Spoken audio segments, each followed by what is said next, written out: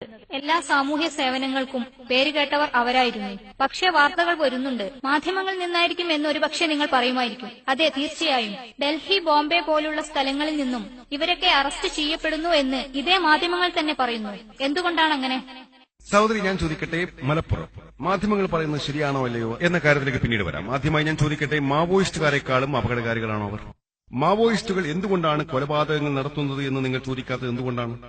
LTTE കൊലപാതകങ്ങൾ നടത്തുന്നത് എന്തുകൊണ്ട്? ഉൽഫാക്കാർ എന്തുകൊണ്ട് കൊലപാതകങ്ങൾ നടത്തുന്നു? ഹിന്ദുമതത്തിലും സമാധാനത്തെ സംബന്ധിച്ച് പറയുന്നുണ്ടല്ലോ. മതങ്ങൾ തമ്മിൽ താരതമ്യ പഠനം നടത്തുന്ന ഒരു വിദ്യാർത്ഥിയാണ് ഞാൻ വേദങ്ങൾ വായിച്ചിട്ടുണ്ട്. നിങ്ങൾ വേദങ്ങളെ സംബന്ധിച്ച് എത്രത്തോളം വായിച്ചിട്ടുണ്ടെന്ന് എനിക്കറിയില്ല. ഞാൻ ഭഗവത്ഗീത വായിച്ചിട്ടുണ്ട്, ഞാൻ രാമായണവും മഹാഭാരതവും വായിച്ചിട്ടുണ്ട്. ഞാനൊരു ചോദ്യം ചോദിക്കട്ടെ, നിങ്ങളുടെ പണ്ഡിതന്മാരോട് ആസാമിലുള്ള മുസ്ലിങ്ങളെ ഉൽഫാക്കാർ എന്തിനു കൊല്ലുന്നുവെന്ന് നിങ്ങളുടെ പണ്ഡിതന്മാരോട് നിങ്ങൾ ചോദിച്ചിട്ടുണ്ടോ? ഇന്ത്യക്കാരെയും ശ്രീലങ്കക്കാരെയും LTTക്കാർ എന്തിനാണ് കൊല്ലുന്നതെന്ന് നിങ്ങളുടെ പണ്ഡിതന്മാരോട് ചോദിച്ചിട്ടുണ്ടോ? സഹോദരി, അതൊരു ന്യായീകരണമല്ല. കാരണം ഞാൻ നേരത്തെ പറഞ്ഞുവല്ലോ, ഖുർആനിന്റെ അധ്യായം 5:32 പറയുന്നത് പ്രകാരം വല്ലവനും മുസ്ലിമാകട്ടെ അമുസ്ലിമാകട്ടെ ഒരാളെ കൊലപ്പെടുത്തിയാൽ അത് മനുഷ്യരെ മുഴുവൻ കൊലപ്പെടുത്തിയതിന് തുല്യമാകും. ഞാൻ നിങ്ങളോട് യോജിക്കുന്നു. ഒരു വ്യക്തി സ്വയം മുസ്ലിം എന്ന് അവകാശപ്പെടുന്നു, അദ്ദേഹം കൊല ചെയ്യുകയും ചെയ്യുന്നു, എങ്കിൽ അയാളൊരു മുസ്ലിമല്ല. ഏതെങ്കിലും വഴിതെറ്റി മുസ്ലിങ്ങൾക്ക് വേണ്ടി ഞാൻ വാദിക്കുകയാണെന്ന് ദയവായി എന്നെ തെറ്റിദ്ധരിക്കരുത്. ഏതൊരു മുസ്ലിം ആയാലും, അത് സാക്കിർ, സുൽത്താൻ, മുഹമ്മദ്, അബ്ദുള്ള തുടങ്ങി ഏത് പേരുള്ള ഏതൊരു മുസ്ലിം ആയാലും, അദ്ദേഹം ഏതെങ്കിലും നിരപരാധിയെ കൊന്നാൽ അദ്ദേഹം വിമർശിക്കപ്പെട്ടിരിക്കുന്നു. ആ നിരപരാധി മുസ്ലിമായാലും അമുസ്ലിമായാലും ശരി, അത് മലപ്പുറത്തായാലും ആസാമിലായാലും കാശ്മീരിലായാലും ലണ്ടനിലായാലും അമേരിക്കയിലായാലും ശരി, ഞാൻ വളരെ തുറന്ന് സംസാരിക്കും. മിക്ക മുസ്ലിങ്ങളും ഭയമുള്ളവരാണ്. അവർ സംസാരിക്കുമ്പോഴൊക്കെ സെപ്റ്റംബർ 11-നെയും ലണ്ടൻ ബോംബ് സ്ഫോടനത്തെയും പറ്റിയെല്ലാം വിമർശിക്കാറുണ്ട്. അവർ ഭീരുക്കളാണ്.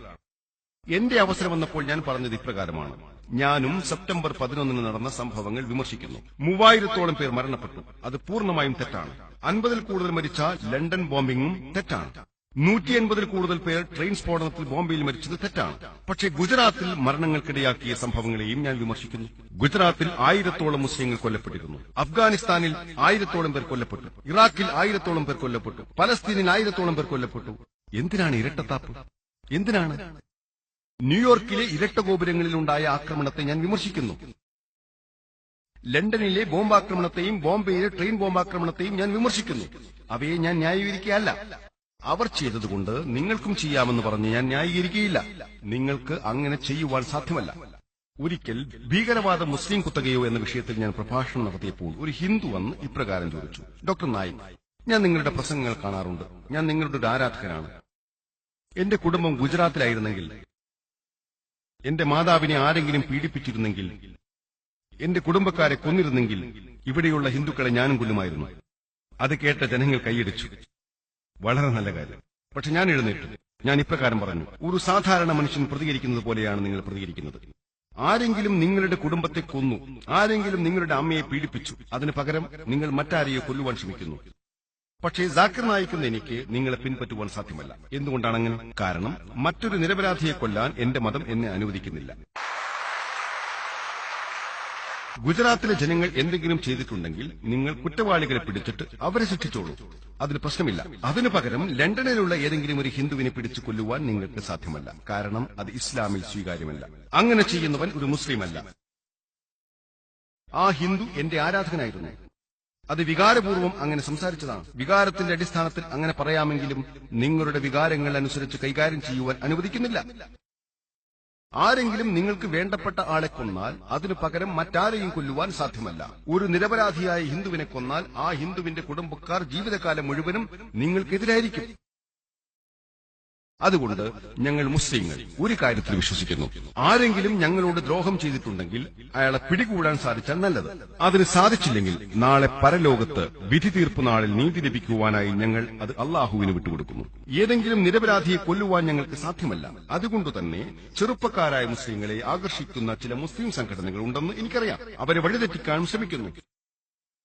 നിങ്ങൾ ജിഹാദ് ചെയ്യുവിനെന്ന് പറഞ്ഞു കൊടുക്കുന്നു. ശരി, ഞാനും ജിഹാദാണ് ചെയ്യുന്നത്. ഈ ഇന്ത്യൻ മുജാഹിദീൻ ആരാണ്? ഞാൻ ജനങ്ങളോട് ഇപ്രകാരം പറയാറുണ്ട്: ഞാനൊരു ഇന്ത്യനാണ്. ഇന്ത്യ രാജ്യത്തിന് ഒരു ഇന്ത്യക്കാരനും നഷ്ടം വരുത്തുകയില്ല. ഞാൻ സ്വയം ഒരു നല്ല ഇന്ത്യക്കാരനെന്ന് വിശേഷിപ്പിക്കുന്നു. ഞാനൊരു മുജാഹിദാണ്, അതായത് ഞാൻ പരിശ്രമിക്കുന്നുണ്ട്. ഞാൻ ഇന്ത്യൻ മുജാഹിദിനാണ്. ഈ വ്യക്തികൾ വ്യാജന്മാരാണ്. ഒരു ഇന്ത്യൻ മുജാഹിദിന് എങ്ങനെയാണ് നിരപരാധികളെ കൊല്ലുവാൻ സാധിക്കുക? അതുകൊണ്ട് തന്നെ ആരെങ്കിലും ഇന്ത്യൻ മുജാഹിദീൻ എന്ന് സ്വയം വിശേഷിപ്പിക്കുന്നുണ്ടെങ്കിൽ എന്റെ അഭിപ്രായ പ്രകാരം അവർ വ്യാജന്മാരാണ്. ഞാനൊരു യഥാർത്ഥ ഇന്ത്യക്കാരനും യഥാർത്ഥ മുജാഹിദുമാണ്. ഞാനൊരു യഥാർത്ഥ ഇന്ത്യക്കാരനാണ്. ഞാൻ ഈ രാജ്യത്തെ സ്നേഹിക്കുന്നു. ഞാൻ ഇന്ത്യക്കാരനായതിൽ അഭിമാനിക്കുന്നു. ഞാനൊരു മുജാഹിദാണ്. ഞാൻ പരിശ്രമിക്കുന്നുണ്ട്. ഇത് തെറ്റായ രീതിയിൽ ഉപയോഗിക്കപ്പെട്ട പേരാണ്. ആരാണ് അങ്ങനെ ചെയ്യാൻ ശ്രമിക്കുന്നത്? ഏത് ഇന്ത്യൻ മുജാഹിദിനാണെന്ന് എനിക്കറിയില്ല. ഏത് ഇന്ത്യനാണെന്നും ഏത് മുജാഹിദിനാണെന്നും എനിക്കറിയില്ല. ഒരു പേര് നൽകിയതുകൊണ്ട് മാത്രമായില്ല. അതുകൊണ്ട് നമുക്ക് മനസ്സിലാക്കാൻ സാധിക്കുന്നത് നമ്മൾ ഖുർആനിനെയാണ് പിൻപറ്റേണ്ടത്. മാത്രമല്ല സഹോദരി, ഏതെങ്കിലും നിരപരാധിയായ മനുഷ്യനെ ഉപദ്രവിക്കുന്നത് തീർത്തും നിരോധിക്കപ്പെട്ട കാര്യമാണ്. പക്ഷേ നാം മാധ്യമങ്ങളെയും സൂക്ഷിക്കണം. ജനങ്ങൾ ഇഷ്ടപ്പെടുന്ന വാർത്തകളാണ് മാധ്യമങ്ങൾ നൽകുന്നത്. മാവോയിസ്റ്റുകാർ എന്തെങ്കിലും ചെയ്തുവെന്ന് അവർ പറഞ്ഞാൽ ആർക്കും താല്പര്യമില്ല. ഉടൻ തന്നെ നിങ്ങൾ ചാനൽ മാറ്റുന്നു. ബോംബ് സ്ഫോടനം, ജിഹാദ് എന്നൊക്കെ പറഞ്ഞാൽ നിങ്ങൾ ശ്രദ്ധിക്കാൻ തുടങ്ങും. ആ ചാനലിന്റെ TRP ഉയരുന്നു. ധനം സമ്പാദിക്കാനുള്ള മാർഗമാണിത്. ഈ വിഷയത്തിൽ സംസാരിച്ചുകൊണ്ടേയിരിക്കും. ഇപ്പോൾ എല്ലാവരും ഷുഐബ് മാലിക്കിനെ കുറിച്ചും സാനിയ മിർസയെക്കുറിച്ചും സംസാരിച്ചുകൊണ്ടിരിക്കുന്നു. അവരെക്കുറിച്ച് നമുക്ക് എന്താണ് ചെയ്യുവാനുള്ളത്? മുഴുവൻ ദിവസവും അവരെക്കുറിച്ചാണ് മാധ്യമങ്ങളിൽ എല്ലാവരും ചർച്ച ചെയ്യുന്നത്. ഇതാണ് മാധ്യമങ്ങൾ ചെയ്യുന്നത്. ലോകം നിങ്ങളെ ഒരു വിഡ്ഢിയാക്കും.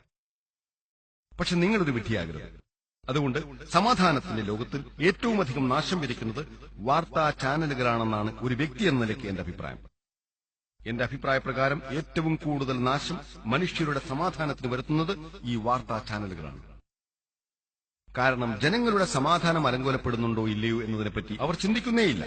അതുകൊണ്ട് തന്നെ സമാധാനം മാത്രം പ്രചരിപ്പിക്കുന്ന ഒരു യഥാർത്ഥ വാർത്താ ചാനൽ ഉണ്ടാകട്ടെ എന്ന് നമുക്ക് അള്ളാഹുവിനോട് പ്രാർത്ഥിക്കാം. സഹോദരിയുടെ ചോദ്യത്തിനുള്ള ഉത്തരം പറഞ്ഞുവെന്ന് ഞാൻ വിശ്വസിക്കുന്നു.